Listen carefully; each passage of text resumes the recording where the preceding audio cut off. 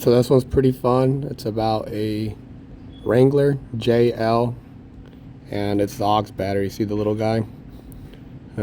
Yeah, normal battery, and then you got the penny, which is the aux battery.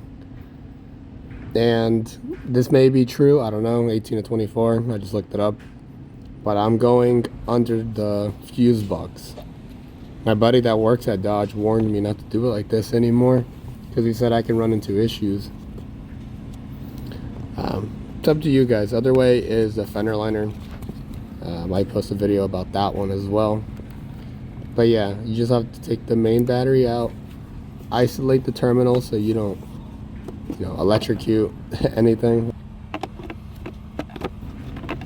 because they're still live from the aux battery.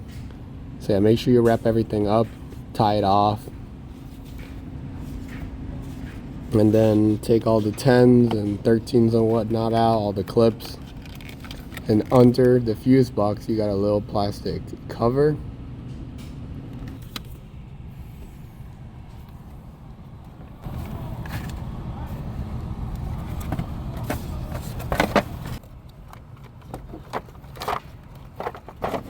So here's me trying to install the little cover again. You gotta hold the wires up like so, and then slide in the cover, make sure it actually goes into its little crevice and everything.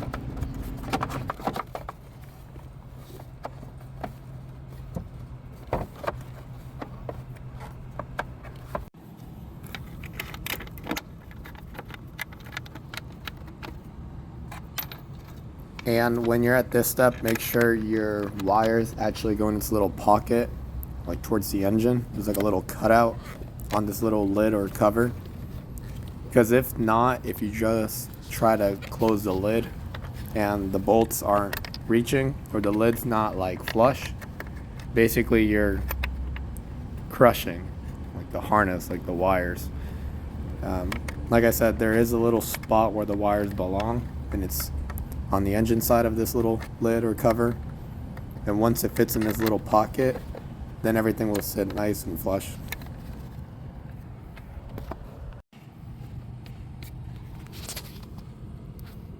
And here's another angle. You can see how it's all even, and there's a little pocket I was mentioning. Very important.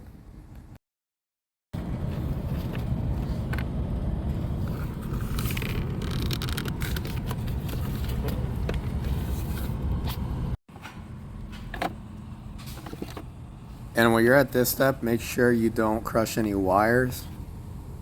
Happens very often, and that's how you get a code. That's why my friend mentioned try not to take this route. Very easy. You can get like a steering code, or like an oil pressure code. Just a wire gets cut or pinched or nicked or pulled out. Because the more you mess with this, the more you're asking for trouble.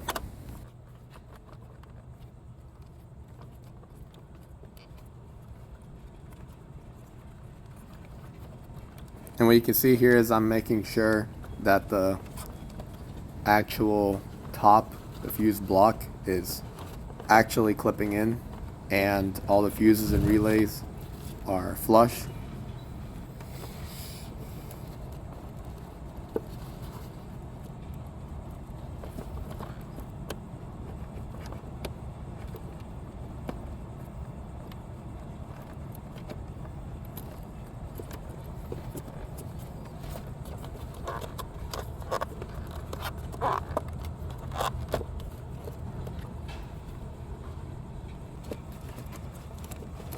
With these, if you want, you can use paint marker or take a photo to label them. They have their own little tabs, and I'll show you a photo here. So it's kind of hard to mess these up. Like I mentioned, they only go in one way, really, like you can see here. If you try to force it, you'll know quickly. But you can see here, I'm starting them by hand and evenly. Because if you try to send it with a tool, it might bind up. And the nuts should stay on there, but if you mess with it a lot, the nut might fall off eventually, and then you can just reinstall it like a regular one. And thanks again for watching. This one was a little more interesting, and luckily I didn't have any codes after this.